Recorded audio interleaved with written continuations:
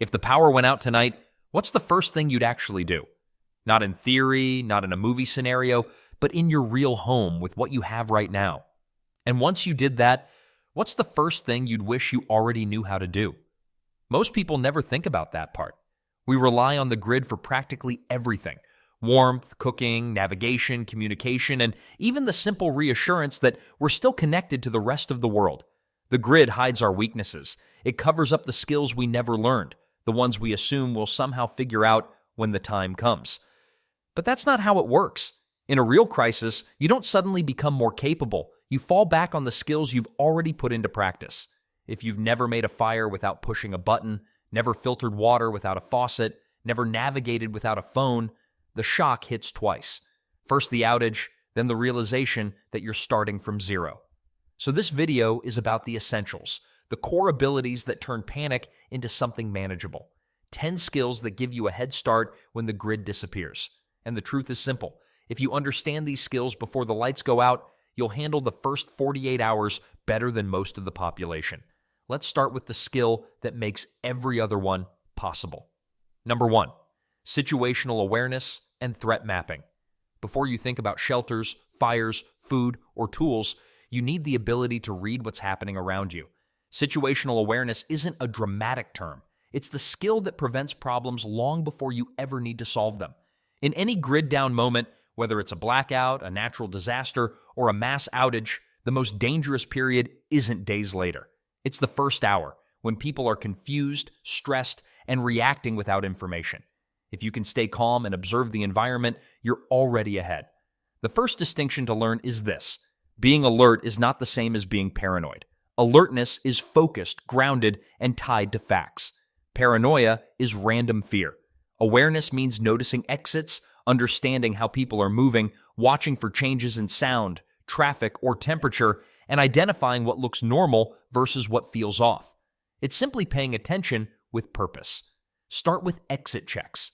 Every time you enter a building, make it a habit to notice the fastest way out and one backup route. You don't have to stare at anything or act suspicious. It takes 2 seconds. In a real emergency, that 2-second habit saves minutes of confusion. Next is crowd behavior. Crowds tell you what's happening faster than the news will. If people are gathering, pushing, or suddenly changing direction, something triggered that shift. In a grid-down situation, that could mean a failing generator, an electrical fire, a blocked road, or simply rising tension. Noticing early keeps you from getting trapped in the reaction. Weather cues are equally important. Most people rely entirely on forecasts, but when the grid collapses, so does that convenience. Learn to read cloud changes, wind shifts, sudden pressure drops, and temperature swings. These indicators help you plan shelter, fire, and travel before conditions change. Then come the unseen risks, the ones most people miss. Things like unsecured power lines after storms, unstable structures, rising water levels, or areas with limited visibility. Being aware of these details turns the environment from a threat into something you can navigate safely. Situational awareness prevents more survival problems than any tool or piece of gear ever will. It keeps you moving, keeps you out of trouble, and gives you the information you need to make smart decisions. Once you can read your surroundings, the next skill becomes easier: creating and controlling fire when the grid can't do it for you. Number 2, fire mastery. When the grid goes down, fire becomes the closest thing you have to a multi-tool. It's warmth, protection, a kitchen, a water treatment plant, and a psychological lifeline all at once.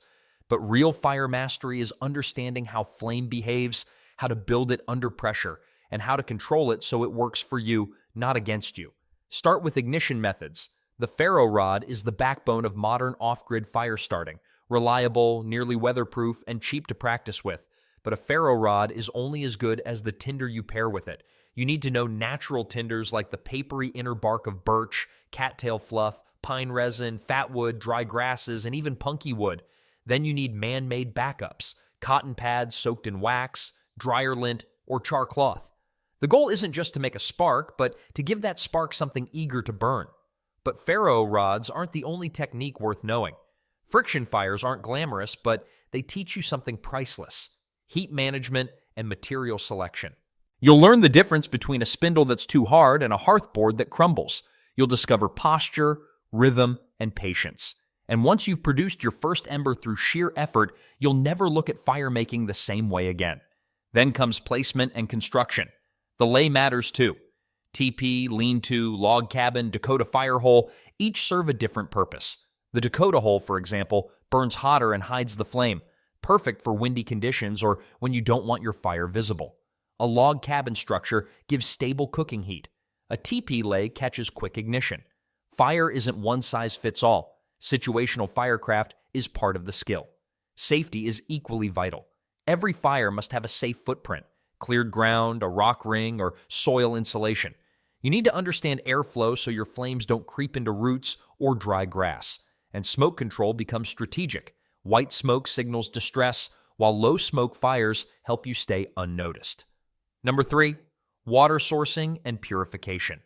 Once the power fails, people panic about food, but it's water that becomes life-threatening first. The grid vanishes, pumps shut down, taps run dry, and suddenly you're reminded of a simple truth.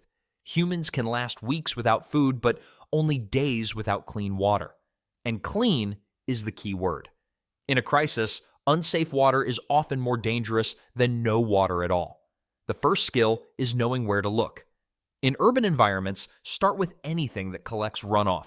Rooftops, gutters, downspouts, and drainage basins. Even abandoned buildings can hide stored water in toilet tanks, not bowls, hot water heaters, fire suppression reservoirs, or old containers in basements. Fountains, parks, and community tanks may still have residual water even after pumps go offline. In rural areas, think like the land. Water moves downhill, collects in depressions, pools around tree roots, and gathers where animals travel. Look for game trails, thick clusters of vegetation, and changes in soil color. Agricultural properties often have wells, troughs, or rain-fed storage tanks that can be tapped even if the house is empty. In the wilderness, prioritize moving water, streams, rivers, springs. Stagnant ponds are drinkable if treated, but they require more caution. Springs are gold if you find one. You found the safest natural source you'll get without filtration. Next comes purification, the part most people rush through or misunderstand. Boiling is the most reliable method. Bring water to a rolling boil for at least 1 minute. Filtration removes sediment and many pathogens, but not all. Pair filters with boiling or chemical treatment to be truly safe. Chemical treatments include iodine tablets, chlorine drops, or bleach. They're lightweight, quick, and life-saving when boiling isn't possible. Activated carbon filters remove chemicals, pesticides, and heavy tastes, especially important in urban sources. For long-term off-grid survival, learn solar stills and improvised filters. A solar still, either pit-style or with plastic sheeting, distills water through evaporation. Slow, but powerful. Improvised filters use layers of sand, gravel, charcoal, and fabric to clarify dirty water before disinfecting it. Just as important is knowing what not to drink. Never consume water with an oily sheen, chemical smell, or floating industrial debris. Never drink seawater, radiator fluid, or water from old batteries. And clear never means safe. Pathogens are invisible. Number 4, low-tech navigation. The moment the grid collapses, GPS becomes nothing more than a map of colorful pixels stuck on a loading screen. Cell towers blink out. Traffic signs vanish behind panic or weather. Streetlights die, and suddenly your sense of direction becomes your most valuable internal compass. Start with the basics. Reading a real map. A physical map forces you to notice terrain, distances, gradients, water lines, and man-made structures. You learn how to match what you see on paper with what's happening around you. A compass adds precision, but even without one, you can navigate effectively by orienting the map to visible landmarks. The key is understanding scale and direction. 1 centimeter on a map might be 1 kilometer in reality, and misreading that can turn a 10-minute walk into a 3-hour slog. Next, learn the shadow stick method, the simplest way to determine cardinal directions using the sun. Plant a stick into level ground, mark the tip of the shadow, wait 10 to 15 minutes, then mark it again. Draw a line between the 2 marks. That line runs west to east. You instantly gain orientation without gear, batteries, or calculations. Then take navigation into nature. Rivers rarely exist in isolation. They are natural highways. Follow them downstream and you increase the chances of finding settlements, bridges, farms, or roads. Follow them upstream and you're more likely to reach cleaner water or an unpolluted spring. In forests or fields, use landmark chaining. Choose a distant feature like a hill, tower, or tree line, walk toward it, then pick a new landmark beyond it. This prevents veering off course, which humans naturally do more than they realize. Urban navigation has its own rules. Note intersections, building shapes, unique structures, graffiti markers, and transit lines. Pay attention to paths of travel, worn routes people naturally create. These show the safest or most accessible ways through an area. Even after the grid fails, these paths remain. And above all, avoid the classic survival mistake: walking in circles. Humans tend to favor one leg unconsciously, drifting without realizing it. By checking your direction every few minutes with landmarks, shadows, or terrain lines, you anchor your path in reality instead of instinct. Number 5, shelter fundamentals. When the grid collapses, the first night is always the hardest. Your body, spoiled by insulated walls and electric heating, suddenly faces wind, cold, moisture, insects, and exposure. Shelter is your barrier against all of it, and the truth is, a structure doesn't need to be pretty or Instagram-worthy, it just needs to keep you alive. Begin with the golden rule: location beats construction. You can build a perfect shelter in the wrong place and still end up soaked, frozen, or unsafe. First, analyze wind direction. Cold winds sap heat faster than you can replace it. Face your entrance away from prevailing winds and use natural barriers like boulders, fallen logs, or earthen mounds as windbreaks. Next, evaluate water behavior. Never build at the bottom of dips or valleys where runoff collects. Look for slightly elevated ground with drainage lines flowing away from your site. Insulation is the second pillar. People think shelters fail because they're not sturdy enough, but exposure kills more often than collapse. In cold conditions, your priority is to trap warm air, not to build thick walls. Leaves, pine needles, moss, fabric scraps, cardboard, blankets, anything that traps air becomes insulation. Even a crude debris shelter can raise your internal temperature dramatically if built correctly. For quick builds, learn the classics: lean-tos, A-frames, tarp triangles, and debris mounds. A lean-to is fast and effective with a reflective fire in front of it. An A-frame offers more coverage and wind resistance. With a single tarp, you can create a dozen variations depending on weather and terrain. These aren't fancy constructions, they are fast, functional, and forgiving. Urban environments offer different options entirely. Overhangs, stairwells, rooftops with railings, abandoned garages, empty kiosks, and alcoves can all become safe overnight shelters if chosen wisely. The key is structural stability. Avoid anything that looks like it could collapse or that may have hidden hazards like loose wiring or chemical spills. Thermal shielding becomes critical in cities. Wrapping yourself in layers of cardboard, reflective blankets, thick clothing, or even plastic sheeting drastically reduces heat loss. Number 6, food acquisition and preservation. When the grid collapses, food becomes one of the first resources to vanish.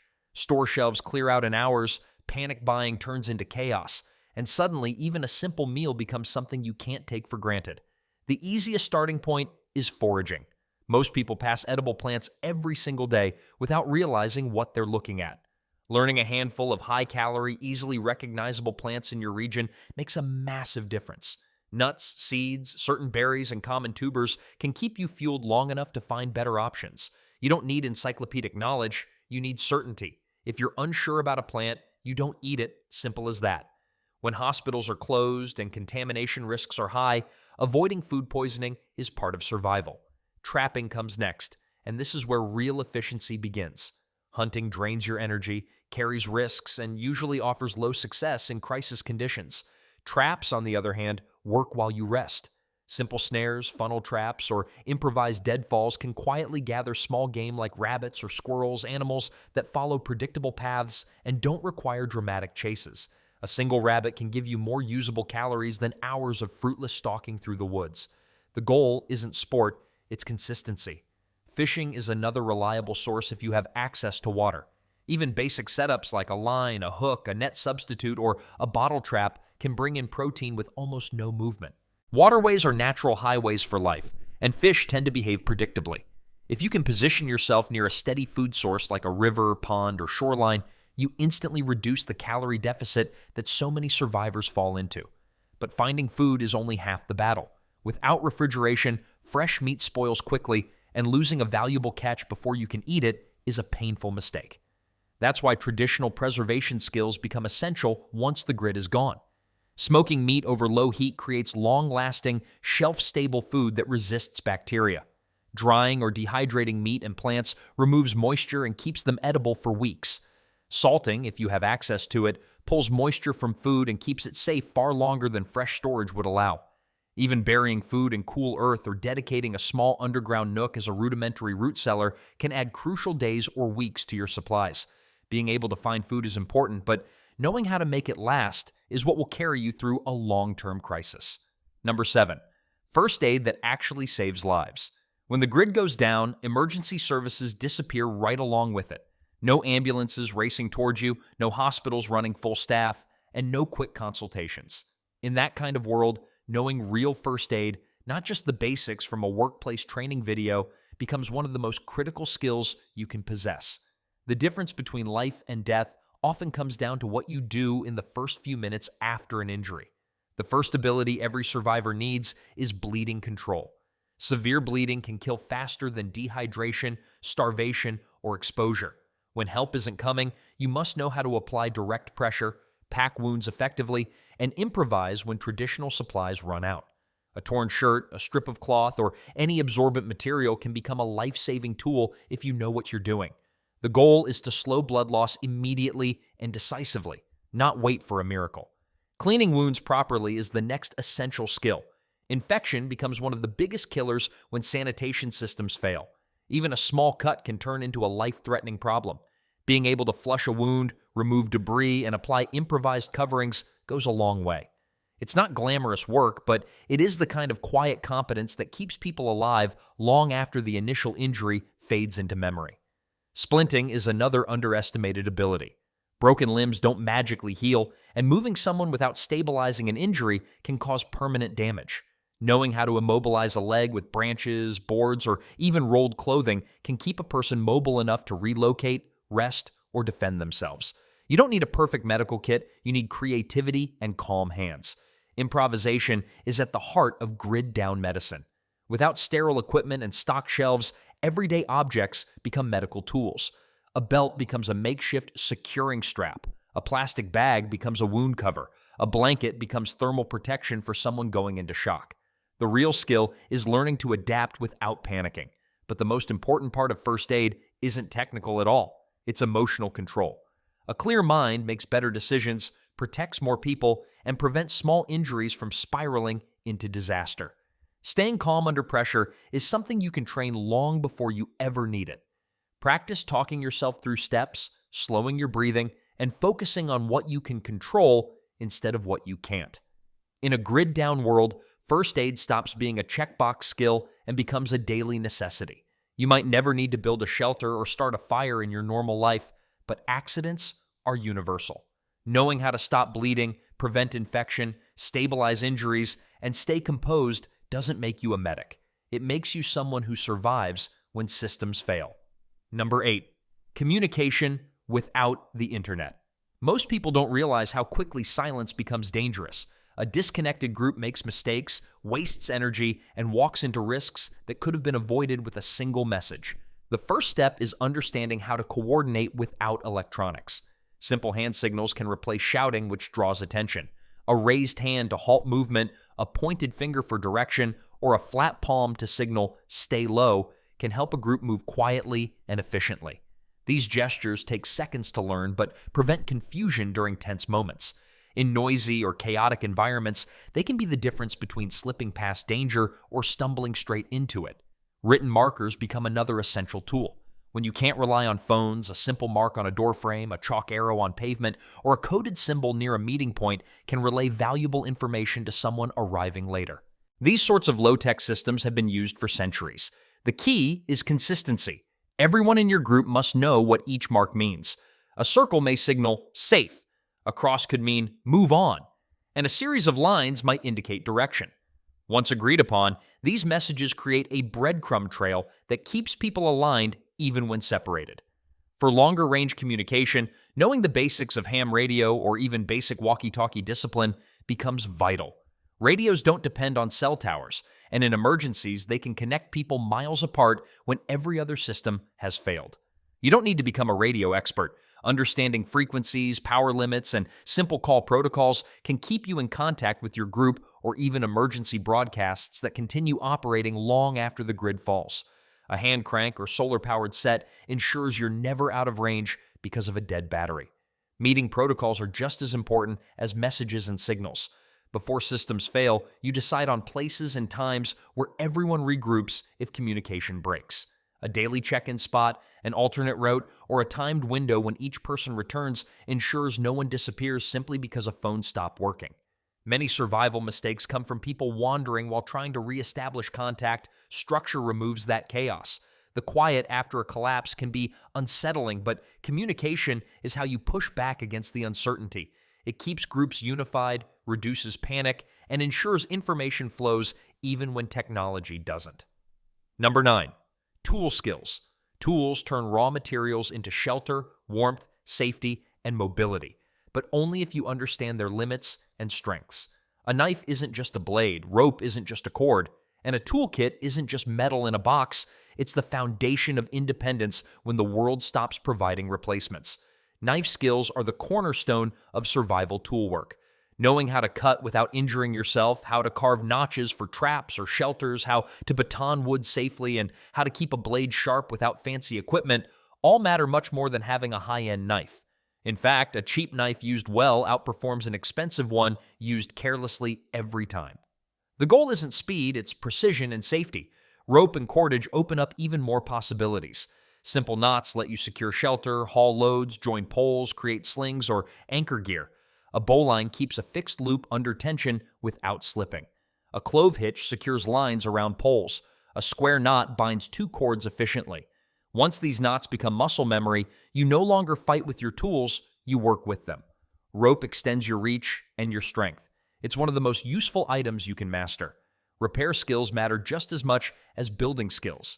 When supply chains stop and stores vanish, everything you own needs to last longer. The ability to fix a torn strap, reinforce a tool handle, patch a leak, or tighten a mechanism keeps your equipment alive. Improvisation ties everything together. In a long-term grid failure, you won't always have the right part, the perfect tool, or the ideal material. You'll make do with what you have. A broken tent pole becomes a splint. A metal can turns into a stove. A car spring becomes a cutting edge. The person who can look at objects not for what they are, but what they could be, is the one who thrives while others struggle. When the world is functioning, tool skills seem optional. When the grid collapses, they become the difference between being stuck and being capable. They let you solve problems instead of waiting for someone else to fix them. They keep your shelter intact, your gear strong, and your environment manageable. And most importantly, they give you confidence, the kind that comes from knowing you can build your way out of trouble. Number 10, mindset and psychological control. When everything stops working, the biggest threat is your own panic. A grid-down world hits fast and hits hard, and your brain will want to sprint, freeze, or shut down entirely. Controlling that reaction is a survival skill all by itself. The goal isn't to be fearless. It's to recognize stress, slow it down, and keep making decisions that actually help you. You start by understanding how your body responds to shock. Your heartbeat spikes, your breathing changes, and your thoughts scatter. The trick is to interrupt that spiral early with simple habits like steady breathing, grounding yourself, and focusing on the next 2 or 3 actions instead of the entire crisis. When you can shrink the problem, you stay functional. Then comes emotional regulation. Fear, frustration, and exhaustion stack up quickly when the grid is down. A clear head keeps you safer than any tool you can carry. People who stay calm think better, move smarter, and avoid the risky decisions that lead to injury or getting lost. Planning under pressure is another part of it. Even a loose plan gives your brain an anchor, and that structure cuts panic in half. You're not trying to solve the entire situation, you're simply giving yourself a direction. This mindset ties every other skill together. Fire making, shelter building, first aid, none of it matters if you can't steady yourself long enough to use what you know. Survival begins in the head long before it shows up in your hands. So here's the question for you. Which survival skill are you working on first, and which one do you already trust if the lights never came back on? Drop your answer in the comments. Share what you've learned, what you've practiced, or what you've lived through. Someone else reading might need that insight more than you know. And if you want more straightforward, practical breakdowns of real survival skills, hit subscribe. More episodes are on the way.